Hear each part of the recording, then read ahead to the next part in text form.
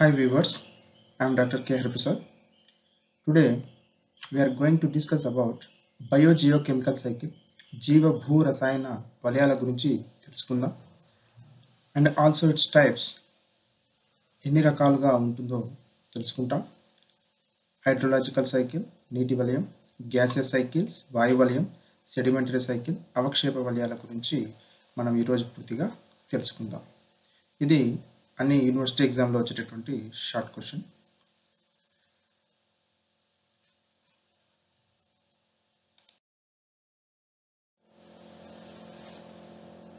What is biogeochemical cycle?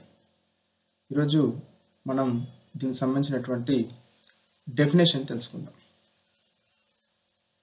Cyclic movement of chemical nutrients from abiotic components to biotic components and to the environment is called biogeochemical cycle.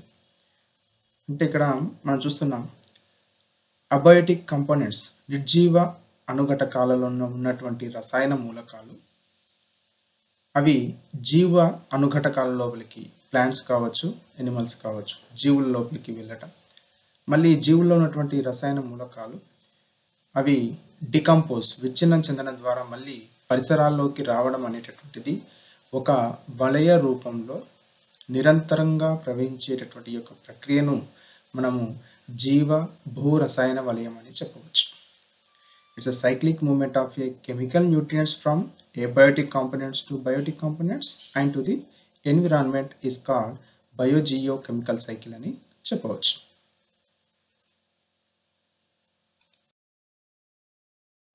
In nature, three major types of cycles are occur. ప్రకృతిలో మూడు రకాలైనటువంటి జీవ భూ రసాయన వలయాలు జరుగుతాయి.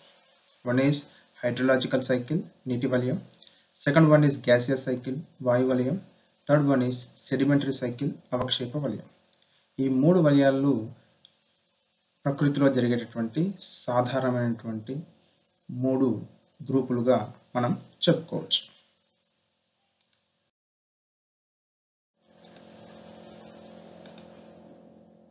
First one is hydrological cycle, నీటి వలయం. Water plays an important role in the growth of living beings. నీరు జీవుల లోపల ప్రధాన అనుఘటకంగా ఉంటుంది. In each and every cell, 90 to 95% of water exists in its protoplasm. ప్రోటోప్లాజంలో జీవ పదార్థంలో 90 నుంచి 95% వరకు నీరు ఉంటుంది. The movement of water through soil and water bodies like lakes, rivers and oceans,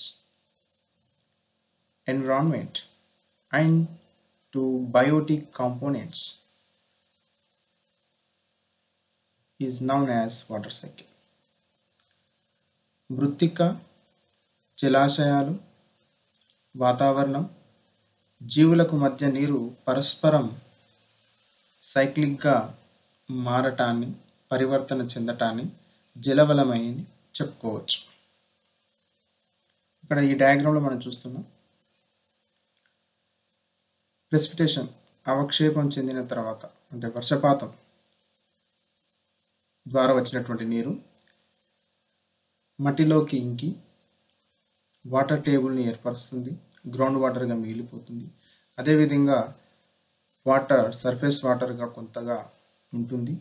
వాటిని చెరువులు కావచ్చు, తర్వాత స్ట్రీమ్ ఫ్లో నదులు, సముద్రాలుగా ఆ నీరు ప్రయాణిస్తుంది. సూర్యకాంతికి, సోలార్ లైట్కి అక్కడ ఎవాపరేట్ చెంది టెంపరేచర్ ఎక్కువ అవడం చేత మళ్ళీ అది మెల్లగా వాతావరణం లోపలికి వెళ్తుంది. అక్కడ కండెన్సేషన్ చెంది మళ్ళీ ప్రెసిపిటేషన్స్ వర్షపాతం ద్వారా మళ్ళీ నీరు వలయ రూపంలో వస్తుంది. ఈ వలయ రూపంలో వచ్చినటువంటి సమయంలో మొక్కలు కొంతగా వాటర్ని తీసుకోవటం, తర్వాత జంతువులు కూడా వాటర్ని తీసుకోవటం అనేటటువంటిది జరుగుతుంది.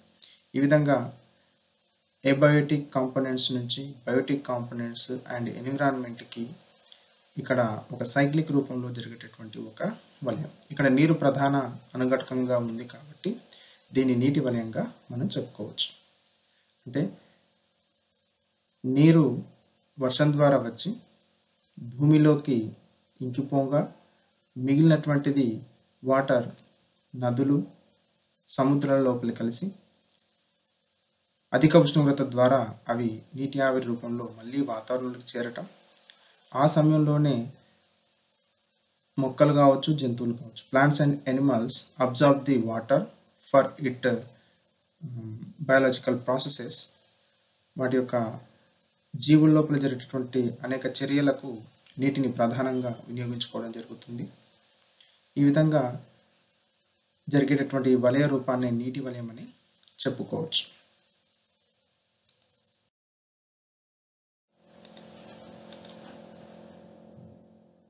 In this hydrological cycle, water covers 73% of Earth's land surface అని చెప్పొచ్చు. ఇక్కడ భూమి గ్రహంపై 73% నీటి చేత ఆక్రమించబడి ఉంది. కేవలం 27% మాత్రమే భూభాగము ఉన్నదని మనం చెప్పుకోవచ్చు. Plants lose 78% of water through transpiration. మొక్కలు బాష్పోత్సేకం ద్వారా నీటిని 78% కోల్పోవడం జరుగుతుంది. Water absorbed by roots, water travels through the plant, and water evaporates from the leaf surface through the stomata. పత్రరంధ్రాల ద్వారా నీటి ఆవిరిని అది కోల్పోతుంది. ఇది one kind of A physiological process, ఒక శరీర ధర్మ ప్రక్రియ.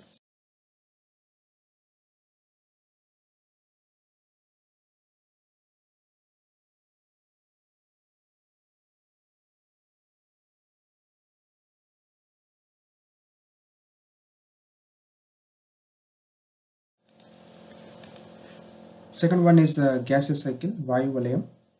Gases are mainly present in the atmosphere. వాయువులన్నీ కూడా వాతావరణం లోపల ఉన్నాయి. అంటే వాతావరణం లోపల ముఖ్యమైనటువంటి ప్రధాన అనుఘటకం వాయువులు అని చెప్పవచ్చు.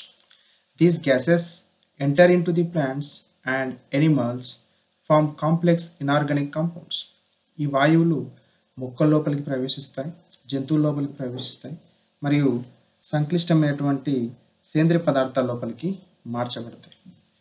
After the death of these plants and animals due to the activity of the decomposers, the gases enter into the atmosphere.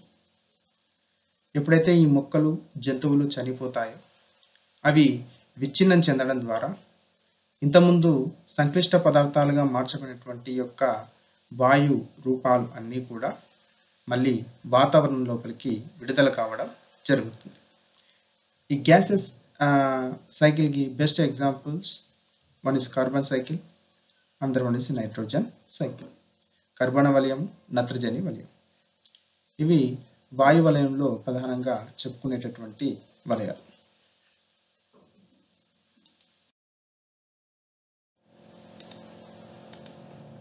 Here we're seeing the carbon cycle.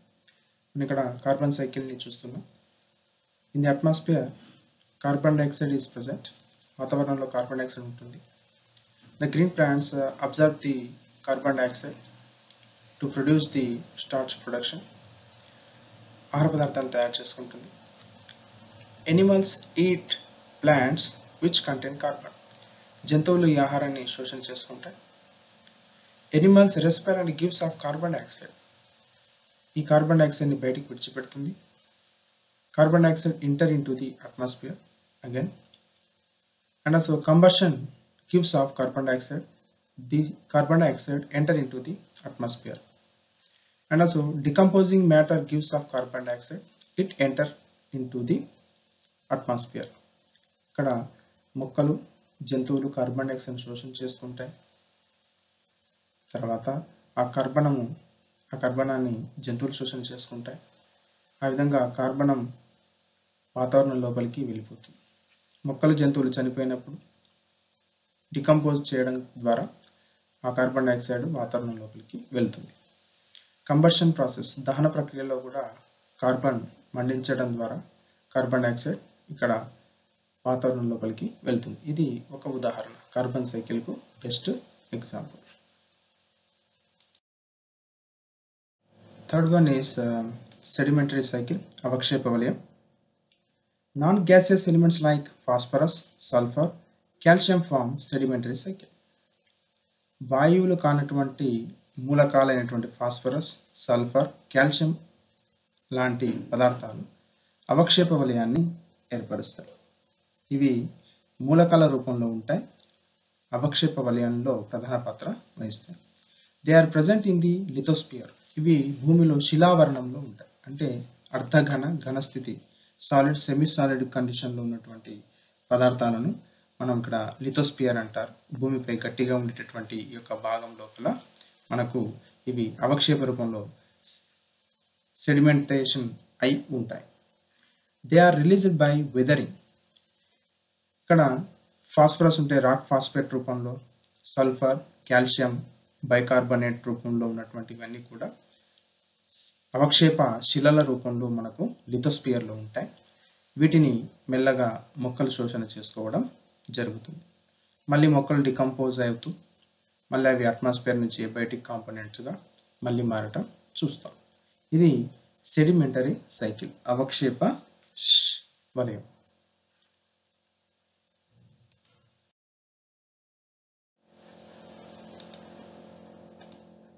సిలబస్లో carbon cycle, nitrogen cycle, phosphorus cycle అనేటటువంటి 3 ఉంటాయి.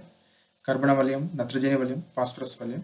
ఈ 3 కూడా ఎగ్జామ్లో very important. దాంట్లో first one and second one carbon cycle and nitrogen సైకిల్స్ని ఎక్కువగా ఎగ్జామ్లో అడగటం మనం గమనిస్తుంటాం. వీటిని గురించినటువంటి వీడియోస్ నెక్స్ట్ వస్తాయి. వాటి వివరాలను తెలుసుకుందాం. Thank you for watching this video.